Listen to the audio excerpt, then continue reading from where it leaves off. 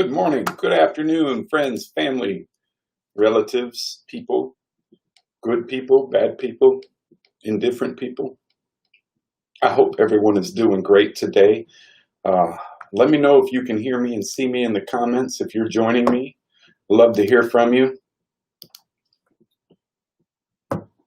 Today's message is going to be short and sweet. Yesterday,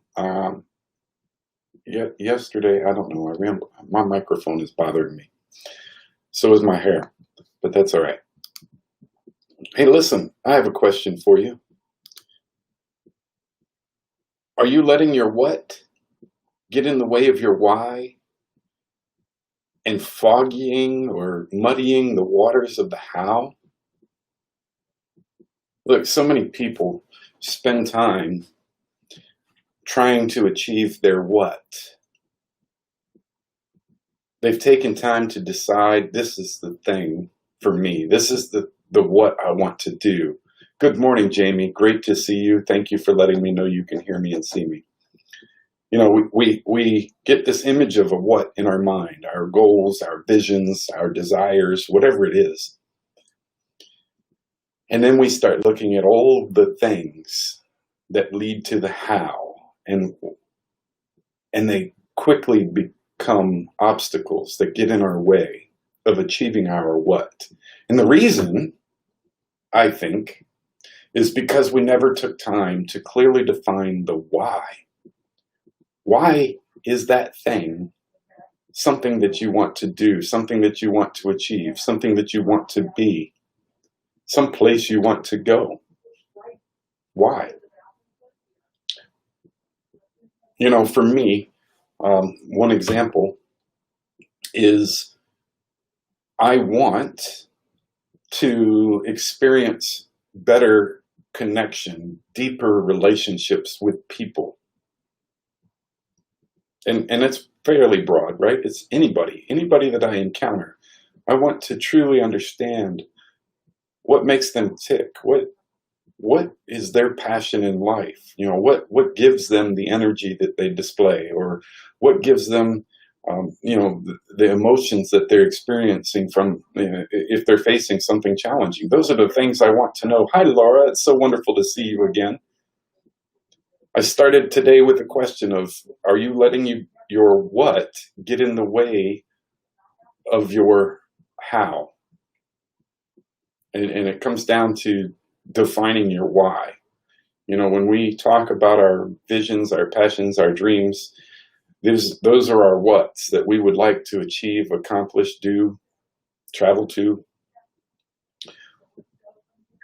But we fail to define the why, which allows our how to get in the way. And so I was talking about, relationships with people in general. You know, the people I encounter today, I choose to want to see more in people and understand people better, build deeper connections and stronger relationships with the people I encounter. And the why is because I have failed in that area in my life, and I want to be better. You know, and so I challenge myself each day that when I encounter someone, I have a conversation with someone, I want to be present in the moment. I want to spend time just getting to know who that person is and what makes them who they are, and understanding what their dreams and passions are. It's so much fun when you get the opportunity to explore it. And for me, it's also about having fun, doing the things that I want to do, getting in touch with who I'm supposed to be, where I'm supposed to be, what I'm supposed to be. And so forget about all the obstacles that are in your way. Take time to get clear on the what, then the why. And before you ever think about the how. Now, this is key. I've told you before. Then write that down. And I'll let Napoleon Hill say it. He says, reduce your plan to writing. The moment you do, you will add tangible form to your intangible desires, having a roadmap to success. So when you take time to write down your what and your why, you'd be amazed at what transpires regarding the how. Suddenly those obstacles disappear. Suddenly it becomes much easier to see how you might achieve that thing, that goal, that success. So forget about the how and focus in on the what and the why. Get clear on what those look like first. Laura, you said you want to be pursuing your passions. Are we still talking about photography? Why? Answer that question for yourself. It doesn't have to be with us, but answer that question for yourself, and the how will become much clearer. I had something else here I wanted to share with you, but essentially that's my message for today. I was thinking about what to share, and I came across that tidbit and was like, I have to share that. But then I downloaded this image I'm going to pull up. So this comes from the Daily Positive. John Gordon, I guess, published this. I didn't find the original. But tell yourself and others these 5 things today. 1, you're loved. You are loved. If you're here listening to me, I love you. I care about you. I want to know more about your passions and your desires. You are my people. Number 2, you matter. Yes. Regardless of what you've done, regardless of the past you've experienced, the failures you may have experienced, the successes you've achieved, you matter to me. And it's okay to fail. Everyone does it. It's what we do moving forward that is important, not what's happened in your past. Fear is normal. Don't worry about the outcomes. Go for it. I said before, you never know what's on the other side of action unless you take action. So give it a shot. And then don't forget to smile. You've got this. That's my message for today. I'd love to hear your comments.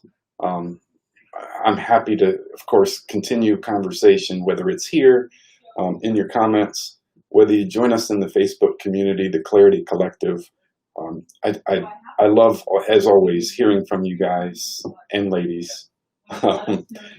What's going on in your life today? What are you doing to build the future for you in order to leave a legacy you can be proud of?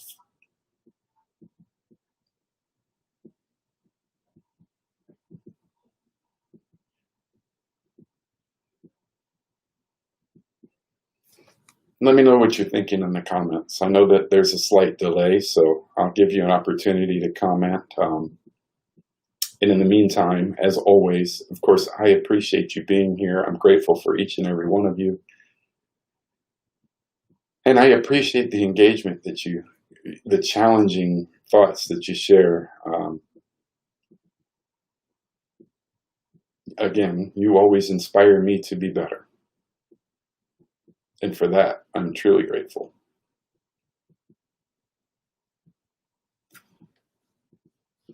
I hate to cut it off before you comment. I don't know if you've got some comments coming in. And Laura says yes. Yes to the photography. Yes to building a life that you want. Yes to success. Yes to leaving a legacy. What does legacy look like for you? What were the last 2? Okay, yeah. Fear is normal. That's number 4. So here's number 1 is you are loved. Number 2 is you matter. Number 3 is it's okay to fail. Number 4 is fear is normal. And number 5, smile. Yes, you want to pursue the photography. Hey, I love the work that you've demonstrated in the past, Laura. And, you know, I think of tourists when I think of people who have a passion for photography. If you go somewhere without your camera, are you living your best life. That's where I would start if it were me and I wanted to pursue photography. Said Jamie, you're so funny. Jamie says she was completely off. No, you were close. The numbers elude me too. Dan doesn't math well. Dan doesn't do formal education well. Let's be clear. I know after watching the Dreamer documentary that in high school I would have been classified as ADHD because I was bored. I couldn't process what they were trying to teach me and how it related to the rest of the world and life and what really matters.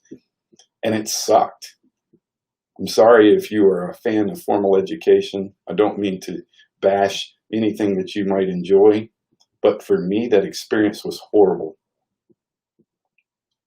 I loved the people. I loved the challenge of learning life, but telling me when Christopher Columbus sailed the ocean blue didn't relate to anything that seemed productive to me. Laura says she's still trying to organize and try to come up with a plan. I thought when my kids got bigger I would go back, but it hasn't worked out yet. Yeah, so there's the whole topic of conversation today, Laura. First of all, I believe in you. And let's go back to high school for a minute. I think you may know I've always believed in you.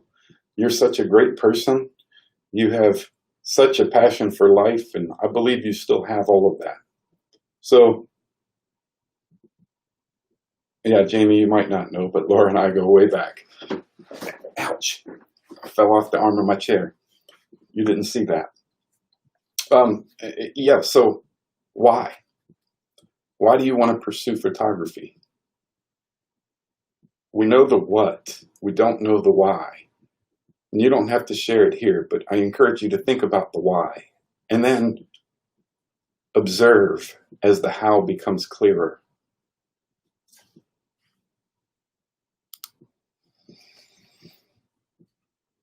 Yeah, well,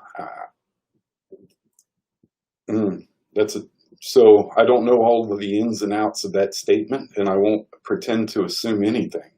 So Laura says that having her husband on board, it's important that the people around us support our passions and our desires. And sometimes I think it comes down to fear of the unknown. What if I support this adventure and it fails?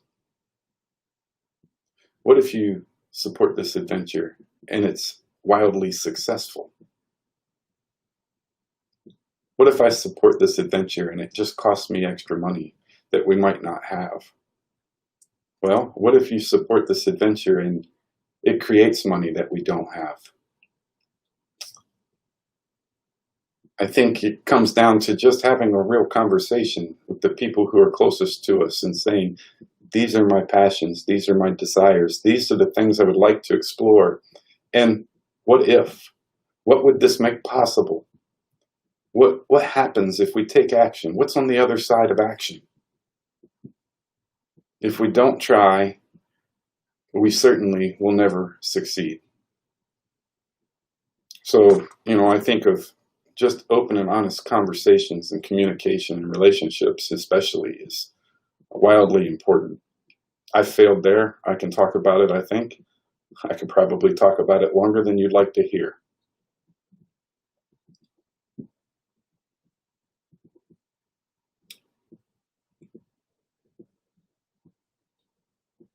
Here's what I said the other day, and I'll say it again, is sometimes we think we're speaking clearly to people, and we're not. We're being completely ambiguous. We're being unfair to our partners, to our husbands, our wives, our girlfriends, our boyfriends, our children, our friends. When we say things without a clear sense of direction or purpose in those statements, those conversations. If you have something to communicate, say it clearly, say it simply. It's the same in marketing. The simpler you make it, the easier it is to understand, the easier it is for people to want to support you and take action.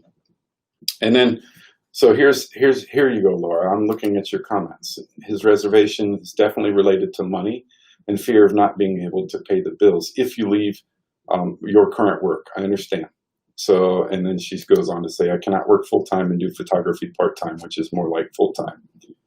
I would ask you, why not? Again, define the why. You already know the what. The how will become clearer.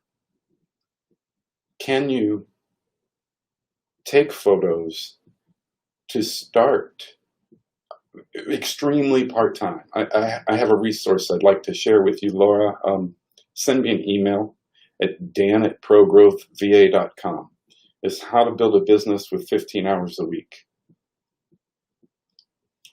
If you could demonstrate the ability to produce in the area that you want to pursue with 15 hours a week, I think you can probably agree that 15 hours a week is somewhat realistic. You may have to carve out some extra time when everyone else is doing something else, when everyone else is asleep. But if it's truly your passion, your desire, you have your why clearly defined, I think it's possible. I think it's more than possible. I know it's possible. I've seen it happen over and over again in the community I'm a part of. 15 hours a week is an entirely realistic possibility for building a business that can eventually replace your full-time income. So I'd like to share that resource with you. If you'll send me an email, I'll dig it up and I'll send it to you. So dan@progrowthva.com.